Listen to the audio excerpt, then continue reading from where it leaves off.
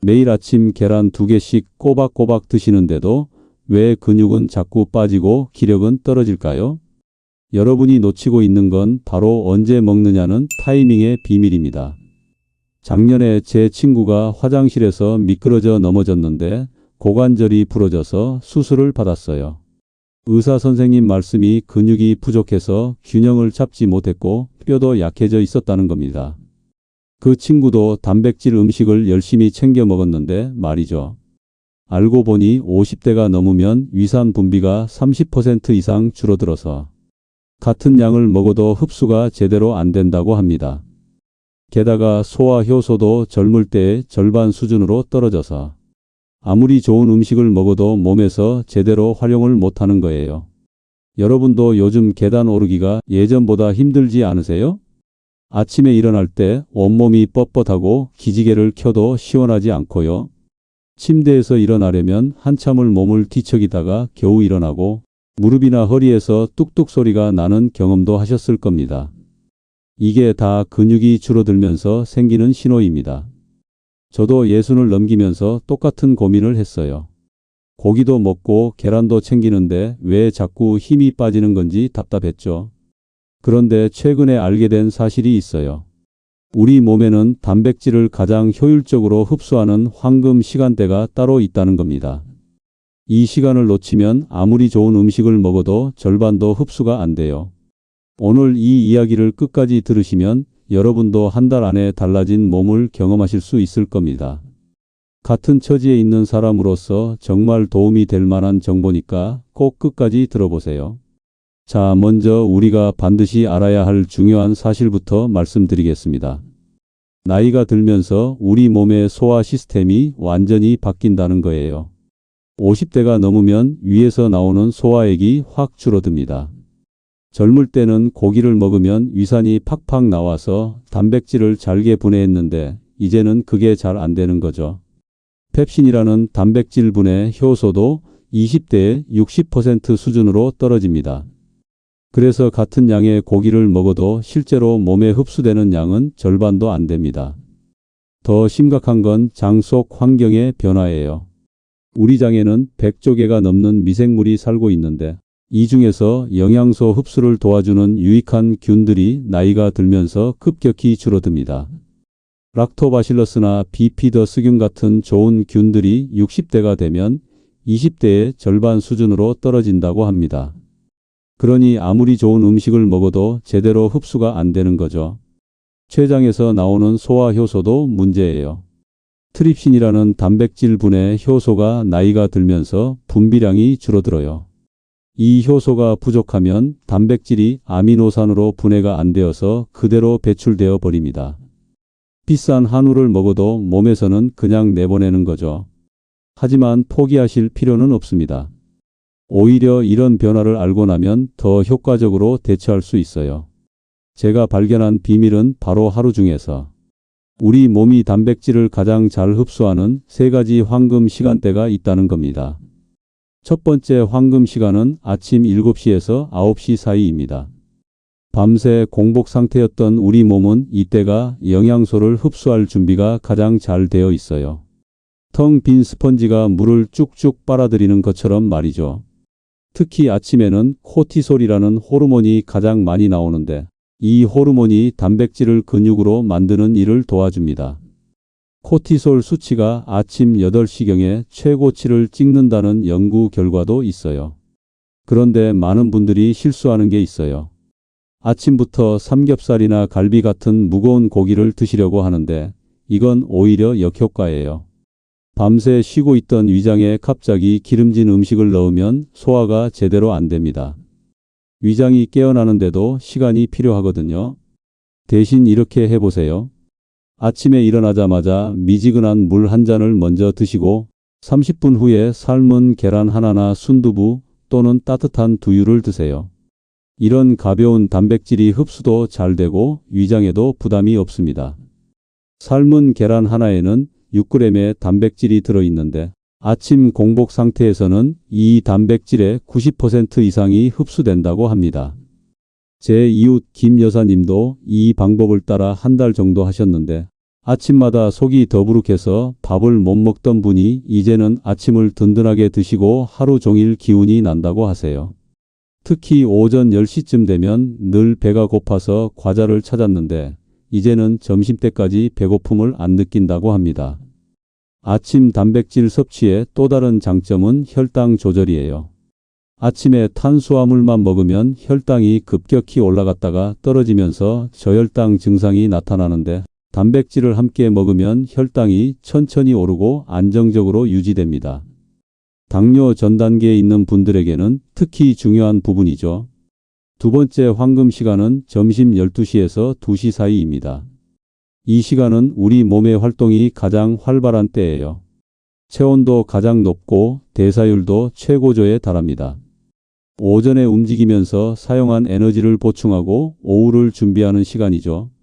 이때는 아침보다 좀 더 든든한 단백질을 드셔도 좋습니다. 생선구이나 닭고기 요리가 좋은데 여기서 중요한 팁이 있어요. 식물성 단백질과 동물성 단백질을 함께 드시면 흡수율이 훨씬 높아집니다. 예를 들어 콩나물국에 돼지고기를 넣거나 두부와 생선을 함께 드시는 거죠. 이렇게 하면 서로 부족한 아미노산을 보충해 주어서 완전 단백질이 됩니다. 점심에 고기를 드실 때는 마늘과 양파를 꼭 함께 드세요. 마늘의 알리신 성분이 단백질 소화를 도와주고 양파의 퀘르세틴이 염증을 줄여줍니다.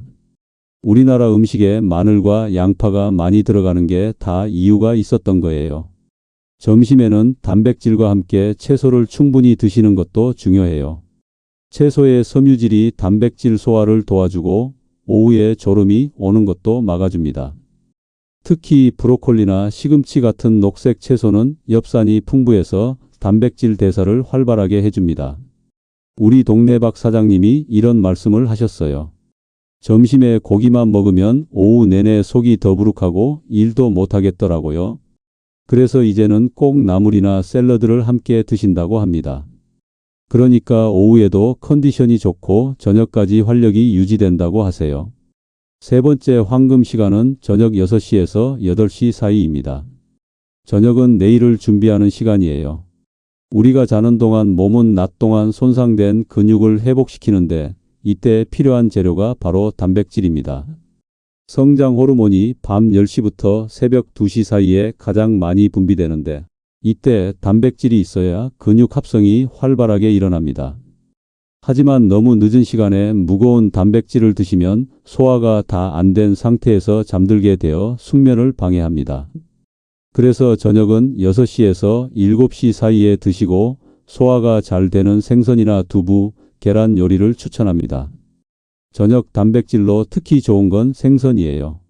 생선의 오메가3 지방산이 염증을 줄여주고 밤사이 회복을 도와줍니다. 고등어나 연어 같은 등푸른 생선이 특히 좋은데 일주일에 2~3번은 드시는 게 좋습니다. 우리 아파트 경로당에 최 어르신이 하신 말씀이 기억나네요. 저녁에 고기를 먹으면 밤에 잠을 못 자는데 생선이나 두부를 먹으면 편안하게 잘 수 있다고 하셨거든요. 정확한 관찰이십니다. 나이가 들면서 소화 기능이 떨어지니까 저녁에는 더욱 가벼운 단백질이 좋은 거예요. 이제 단백질 흡수를 2배로 높이는 생활 습관들을 자세히 알려드릴게요. 정말 간단한데 효과는 놀라울 정도입니다. 첫째, 식사 30분 전에 따뜻한 물 한 잔을 드세요. 차가운 물이 아니라 따뜻한 물이어야 합니다. 온도는 40도에서 50도 정도가 적당해요. 너무 뜨거우면 오히려 위장에 자극을 줄 수 있습니다. 따뜻한 물은 위장을 부드럽게 깨워주고 소화효소 분비를 준비시켜줍니다. 운동 전에 준비 운동하는 것처럼 소화기관도 준비가 필요한 거예요. 제 사촌 형님이 위장이 약해서 고생을 많이 했는데 이 방법을 시작한 후로 소화가 많이 좋아졌다고 하세요. 물 한 잔이 뭐 그리 대단하겠어 했는데 정말 달라지더라고 하시면서 지금도 꾸준히 실천하고 계십니다. 특히 아침에 일어나자마자 마시는 따뜻한 물은 밤새 굳어있던 장을 부드럽게 움직이게 해줘서 변비 예방에도 좋다고 해요. 물을 마실 때는 한꺼번에 꿀꺽꿀꺽 마시지 말고 천천히 조금씩 마셔야 해요. 급하게 마시면 위장에 부담을 줄 수 있거든요.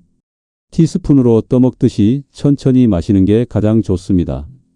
둘째, 식후 10분만 가볍게 걸으세요. 식사 후에 바로 눕는 습관은 정말 안 좋아요. 음식물이 위에서 장으로 제대로 내려가지 못하고 역류할 수도 있습니다. 대신 10분만 천천히 걸어보세요. 집 안을 걸어도 되고 아파트 복도를 한 바퀴 도는 것도 좋습니다. 이렇게 가벼운 움직임이 장 운동을 도와서 소화를 촉진하고 혈당이 급격히 오르는 것도 막아줍니다. 걸을 때는 빠르게 걸을 필요 없어요. 산책하듯이 천천히 걸으면서 복식 호흡을 하면 더 좋습니다. 숨을 들이마실 때 배를 내밀고 내쉴 때 배를 집어넣는 복식 호흡은 장 마사지 효과도 있어서 소화에 도움이 됩니다. 우리 동네 산책 모임에 나가면 다들 이 이야기를 해요. 식후에 조금만 걸어도 속이 편하고 소화가 잘 되는 것 같다고요. 우리 조상님들이 식후백 보라고 하신 게 다 이유가 있었던 거죠. 실제로 연구 결과를 보면 식후 15분 걷기가 혈당을 12%나 낮춰준다고 합니다. 셋째, 하루에 물을 6잔에서 8잔은 꼭 드세요. 단백질이 제대로 소화되고 흡수되려면 충분한 수분이 필요합니다. 단백질이 분해되면서 나오는 요소 같은 노폐물을 몸 밖으로 내보내려면 물이 꼭 필요하거든요. 물이 부족하면 신장에 무리가 가고 요산이 쌓여서 통풍이 올 수도 있습니다. 한꺼번에 많이 마시지 마시고 조금씩 자주 드세요.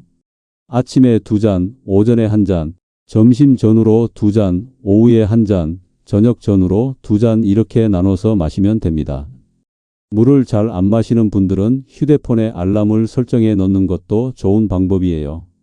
2시간마다 물 마실 시간이라고 알려주면 잊지 않고 마실 수 있습니다. 제 친구 이 사장님이 이 방법을 쓰는데 처음에는 귀찮았지만 지금은 습관이 되어서 알람이 울리기 전에 미리 마신다고 해요. 넷째, 발효식품과 함께 드세요. 김치, 된장, 청국장 같은 발효식품에는 유익한 균이 가득해요. 이 균들이 장내 환경을 개선해서 영양소 흡수를 도와줍니다. 특히 나이가 들면서 줄어든 소화 효소를 보충해주는 역할도 하죠. 청국장의 바실러스균은 단백질 분해 효소를 만들어내서 소화를 도와주고 김치의 유산균은 장 건강을 지켜줍니다. 된장의 발효균은 항암 효과도 있다고 알려져 있어요. 저는 아침에 계란을 먹을 때 김치를 꼭 함께 먹고 점심에 고기를 먹을 때는 된장찌개를 곁들입니다. 이렇게 하면 속도 편하고 영양 흡수도 더 잘 되는 것 같아요. 실제로 발효 식품을 함께 먹으면 단백질 흡수율이 20% 정도 높아진다는 연구 결과도 있습니다. 다섯째, 천천히 꼭꼭 씹어 드세요. 음식을 충분히 씹는 것은 정말 중요합니다. 특히 단백질 음식은 더욱 그래요. 한 입에 30번 이상 씹으려고 노력해 보세요. 처음엔 힘들지만 익숙해지면 자연스러워집니다.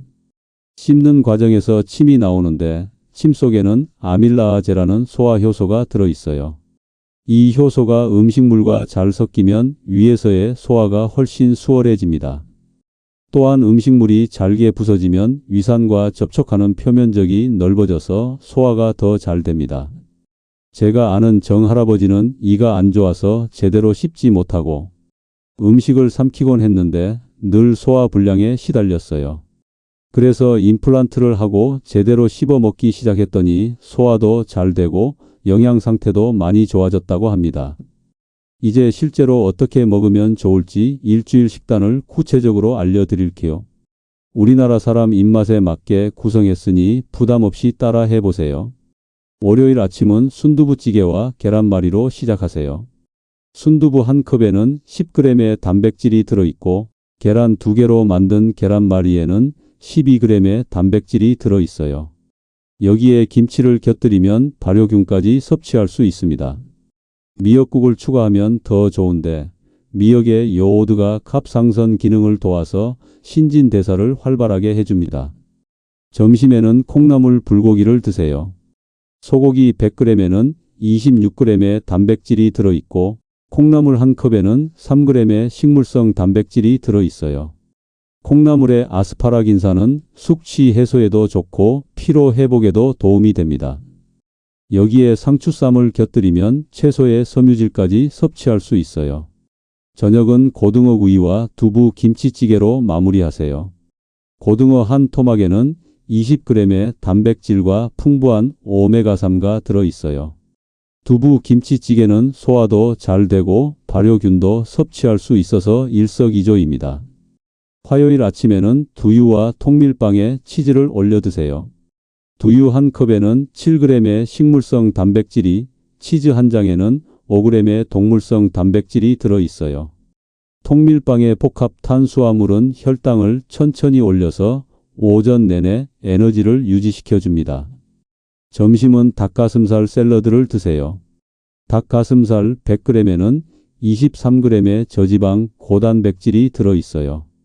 여기에 제철 채소들을 듬뿍 넣고 견과류를 뿌려서 먹으면 영양가도 높고 포만감도 오래 갑니다.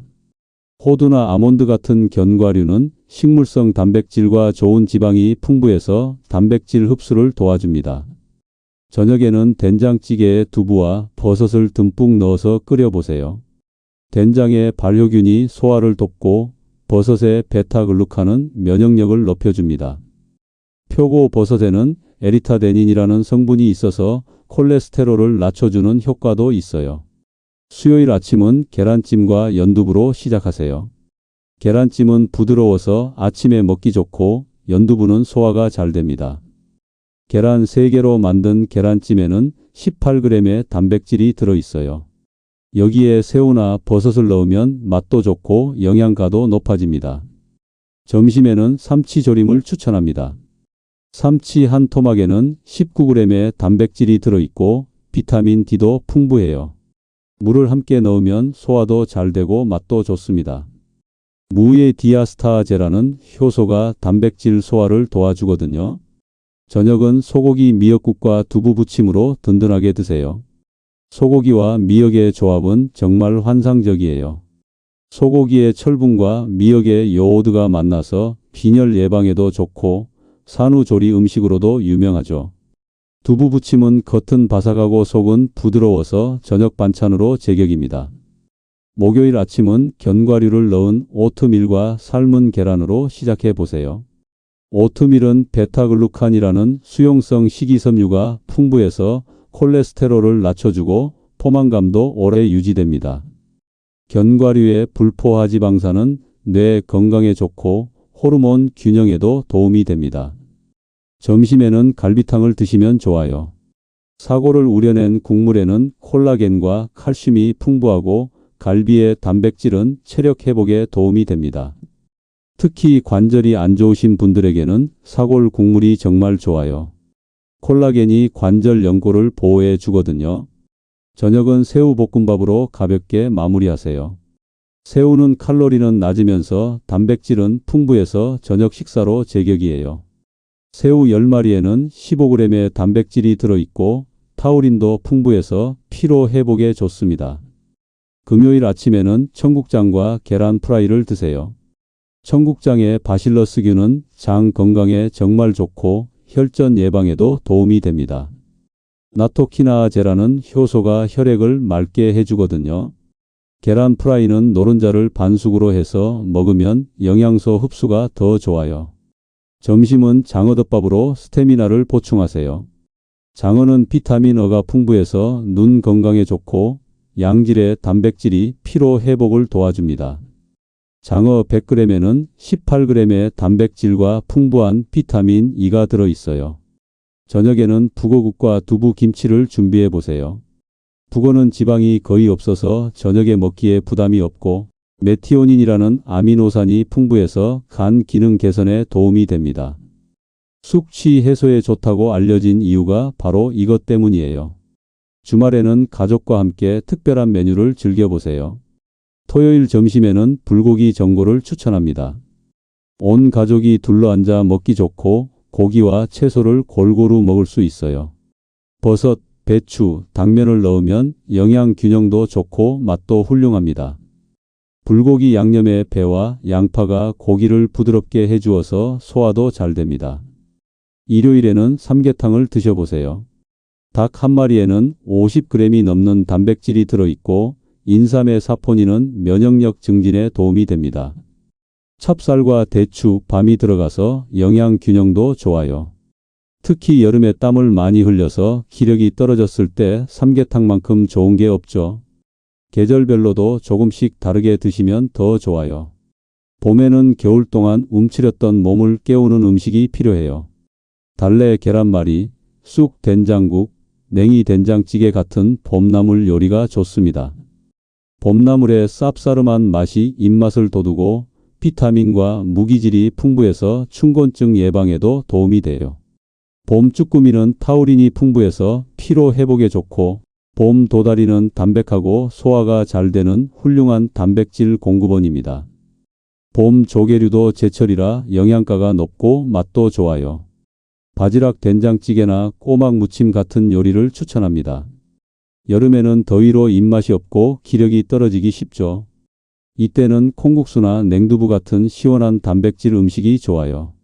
콩국수의 콩 단백질은 식물성이라 소화가 잘 되고 이소플라본이 풍부해서 갱년기 증상 완화에도 도움이 됩니다. 여름 보양식으로는 삼계탕이나 장어구이가 좋습니다. 하지만 너무 자주 먹으면 오히려 부담스러울 수 있으니 일주일에 한 번 정도가 적당해요. 닭가슴살 냉채나 전복죽 같은 것도 여름에 좋은 단백질 음식입니다. 전복은 아르기닌이라는 아미노산이 풍부해서 면역력 증진에 도움이 되고 타우린도 많아서 간 기능 개선에 좋아요. 여름 제철 생선인 민어나 갈치도 담백하고 영양가가 높습니다. 가을은 겨울을 준비하는 계절이에요. 이때는 고등어, 꽁치 같은 등푸른 생선이 제철입니다. 기름기가 적당히 있어서 겨울을 대비한 영양 보충에 좋아요. 고등어 한 토막에는 20g의 단백질과 풍부한 오메가3가 들어있어서 혈관 건강에도 좋습니다. 가을 전어는 고소하고 맛있기로 유명하죠. 전어 굽는 냄새에 집 나간 며느리도 돌아온다는 말이 있을 정도예요. 전어는 칼슘과 비타민 D가 풍부해서 뼈 건강에 좋고 불포화 지방산이 많아서 콜레스테롤 관리에도 도움이 됩니다. 가을 대하도 빼놓을 수 없는 별미입니다. 대하구이나 대하찜은 단백질이 풍부하면서도 칼로리가 낮아서 다이어트 중인 분들에게도 좋아요. 겨울에는 몸을 따뜻하게 해주는 단백질 음식이 필요해요. 소고기 묵국, 갈비탕, 설렁탕 같은 따뜻한 국물 요리가 좋습니다. 뜨거운 국물이 몸을 데워주고 고기의 단백질이 체온 유지에 도움이 됩니다. 겨울 제철인 명태는 지방이 거의 없고 단백질이 풍부해서 다이어트 중에도 부담 없이 먹을 수 있어요. 명태전, 명태조림, 북어국 등 다양한 요리가 가능합니다. 대구탕도 시원하면서 단백질이 풍부한 겨울 음식이죠. 겨울 굴은 바다의 우유라고 불릴 정도로 영양가가 높아요. 아연이 풍부해서 면역력 강화에 좋고 타우린도 많아서 피로 회복에 도움이 됩니다. 굴전, 굴국, 굴무침 등으로 즐겨보세요. 이렇게 먹으면서도 돈을 절약하는 방법이 있어요. 제가 실천하는 장보기 노하우를 알려드릴게요. 첫째, 제철 식품을 활용하세요. 제철에 나는 생선이나 채소는 영양가도 높고 가격도 저렴합니다. 예를 들어 가을 고등어는 여름보다 절반 가격에 살 수 있어요. 둘째, 대량으로 사서 소분해 보관하세요. 고기나 생선은 대용량으로 사서 한 끼 분량씩 나눠서 냉동 보관하면 경제적입니다. 저는 일요일에 일주일치 장을 봐서 손질해 놓아요. 닭가슴살 같은 경우 1kg 단위로 사면 훨씬 저렴합니다. 셋째, 두부나 계란 같은 저렴한 단백질을 활용하세요. 비싼 소고기 대신 두부 스테이크를 만들어 먹어도 충분한 단백질을 섭취할 수 있습니다. 계란은 완전 단백질이면서도 가격이 저렴해서 가성비가 최고예요. 넷째, 재래시장이나 직거래 장터를 이용해 보세요. 마트보다 신선하고 저렴한 식재료를 구할 수 있어요. 특히 아침 일찍 가면 더 싱싱한 걸 살 수 있습니다. 단골이 되면 덤도 주시고 좋은 물건을 골라주시기도 해요. 다섯째, 공동구매를 활용하세요. 아파트 분여회나 동호회에서 공동구매를 하면 훨씬 저렴하게 살 수 있어요. 우리 아파트에서는 한 달에 한 번씩 산지 직송으로 생선을 공동구매하는데 마트보다 30%는 저렴합니다. 요리가 부담스러우신 분들을 위해 간단한 조리법도 자세히 알려드릴게요. 계란 요리는 정말 다양하게 할 수 있어요. 계란찜을 만들 때는 계란과 물을 1대1로 섞고 소금, 새우젓으로 간을 해서 전자레인지에 3분만 돌리면 됩니다. 중간에 한번 저어주면 더 부드러워요. 새우나 버섯, 파를 넣으면 더 맛있습니다. 계란말이는 팬에 기름을 살짝 두르고 계란물을 조금씩 부어가며 말아주면 됩니다. 치즈나 김을 넣어서 말면 아이들도 좋아해요. 당근이나 파를 다져 넣으면 영양가도 높아지고 색도 예뻐집니다. 생선 손질이 어렵다고요? 요즘은 마트에서도 손질을 해주니까 부탁하세요. 집에서 하실 때는 굵은 소금을 뿌려서 10분 정도 두었다가 찬물에 씻으면 비린내가 제거됩니다. 키친타월로 물기를 꼭 닦아내는 게 중요해요. 생선을 구울 때는 팬에 종이 오일을 깔고 구우면 뒤집기도 쉽고 팬도 깨끗하게 쓸 수 있어요. 중불에서 천천히 구워야 속까지 잘 익습니다. 레몬즙을 뿌리면 비린내도 없어지고 상큼해요. 생선을 보관할 때는 한번 먹을 분량씩 랩에 싸서 냉동하세요. 해동할 때는 냉장실에서 천천히 녹이는 게 좋아요. 급하시면 찬물에 담가서 해동해도 되는데 비닐봉지에 넣어서 물이 직접 닿지 않게 하는 게 중요합니다. 두부 요리도 다양하게 할 수 있어요. 두부 스테이크를 만들 때는 두부의 물기를 꼭 짜고 1cm 두께로 썰어서 소금, 후추로 밑간을 해두세요. 팬에 올리브 오일을 두르고 중불에서 앞뒤로 노릇하게 구우면 됩니다. 간장 소스나 데리야끼 소스를 뿌리면 훌륭한 메인 요리가 됩니다. 두부 조림을 할 때는 먼저 두부를 살짝 구운 다음 양념장을 부어 조리면 두부가 부서지지 않고 양념도 잘 배어요. 양념장은 간장, 고춧가루, 다진 마늘, 파, 참기름을 섞어서 만들면 됩니다. 닭가슴살 요리도 어렵지 않아요. 닭가슴살은 퍽퍽하다는 편견이 있는데 제대로 조리하면 부드럽고 맛있어요. 먼저 우유에 30분 정도 재워두면 잡내가 없어지고 부드러워집니다. 닭가슴살을 구울 때는 칼집을 넣어서 두께를 균일하게 만들고 올리브 오일, 소금, 후추, 허브로 밑간을 해두세요. 팬에 구울 때는 센 불에서 겉면을 빠르게 익힌 다음 약한 불로 줄여서 속까지 익히면 촉촉하게 구워집니다. 닭가슴살 샐러드를 만들 때는 삶는 것보다 찌는 게 더 부드러워요. 찜기에 15분 정도 찌거나 전자레인지에 5분 정도 돌린 후 잘게 찢어서 샐러드에 올리면 됩니다. 가족과 함께 하면 건강관리가 더 즐거워져요. 제가 우리 집에서 실천하는 방법들을 소개해 드릴게요. 우선 일주일에 한 번은 온 가족이 함께 장을 봅니다. 각자 먹고 싶은 건강 식재료를 하나씩 고르는 거예요. 손자가 할아버지 이거 몸에 좋대요 하면서 고른 브로콜리도 맛있게 먹게 되더라고요. 아이들이 직접 고른 음식은 더 잘 먹는 것 같아요. 식사 시간도 정해놓고 함께 먹으려고 노력합니다. 특히 일요일 저녁은 꼭 다 같이 모여서 먹어요. 이때 서로의 건강 상태도 확인하고 다음 주 식단도 함께 짜봅니다. 가족이 함께 식사하는 시간이 줄어들수록 건강도 나빠진다는 연구 결과가 있더라고요. 요리도 함께 하면 재미있어요. 주말에는 손자들과 함께 간단한 요리를 해봅니다. 계란말이 만들기, 김밥 싸기 같은 간단한 것부터 시작해서 이제는 제법 요리를 잘하더라고요.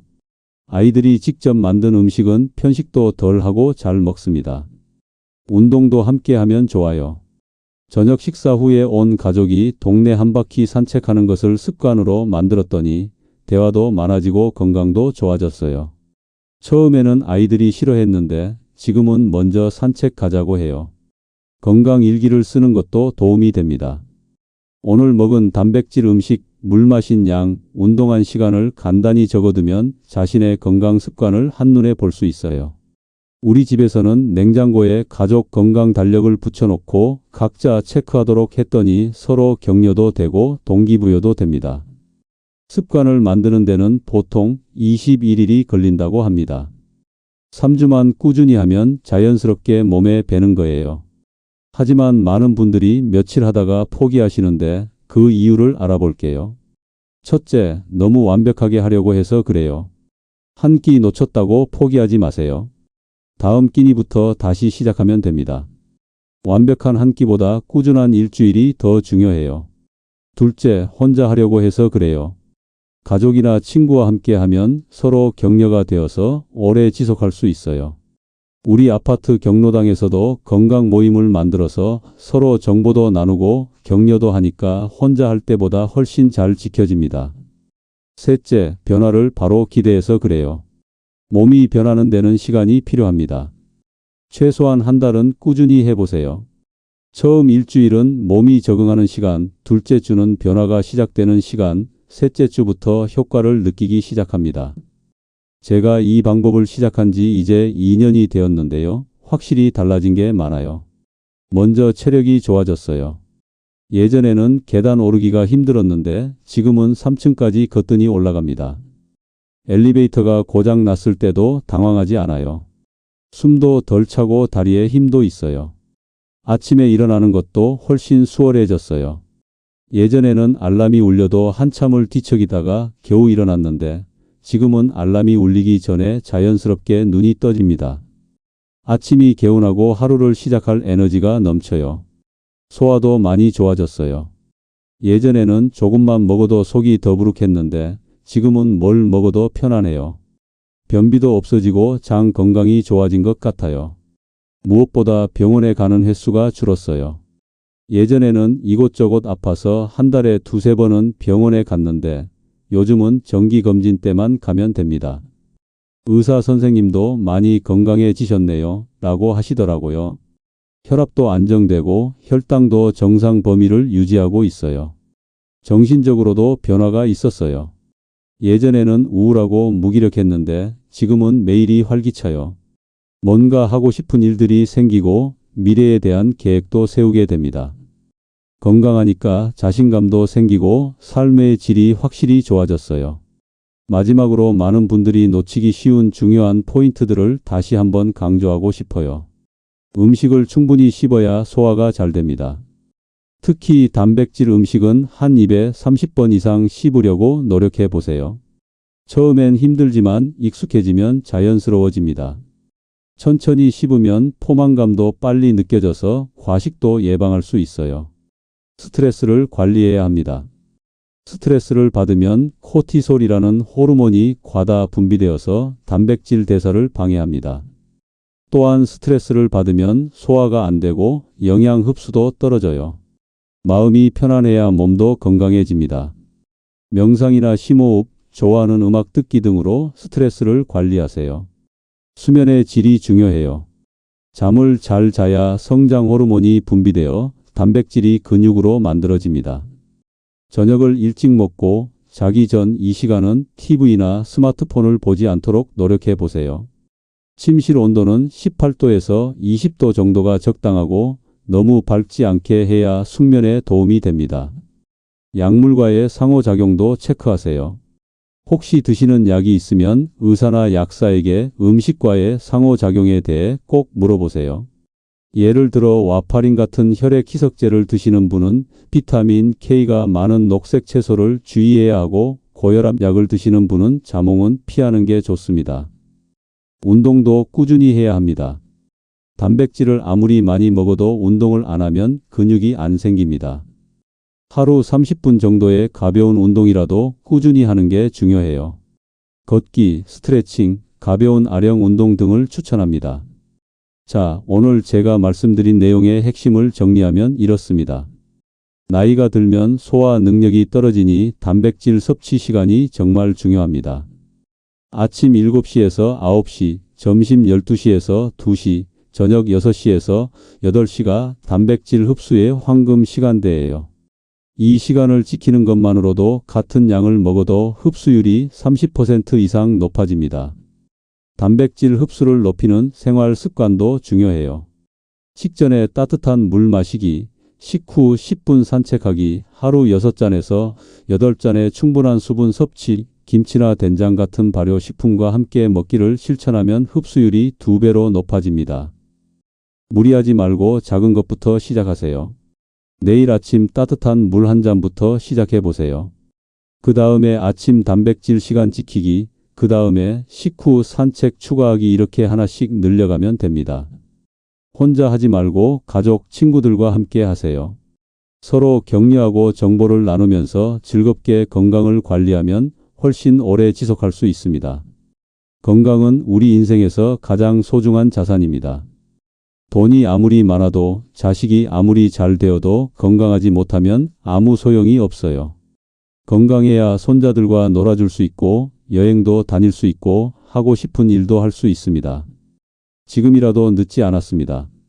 70세에 시작해도 80세에 시작해도 늦지 않아요. 우리 몸은 놀라운 회복력을 가지고 있습니다. 제대로 된 영양을 공급하고 관리하면 언제든 다시 건강해질 수 있어요. 오늘부터, 아니 지금부터 시작하세요. 한 달 후 여러분은 분명 달라진 자신을 발견하실 거예요. 더 가뿐한 아침, 더 활기찬 하루, 더 편안한 저녁을 맞이하실 수 있을 겁니다. 계단을 오를 때 숨이 덜 차고 무거운 물건도 들 수 있고 손자들과 뛰어놀 수도 있을 거예요.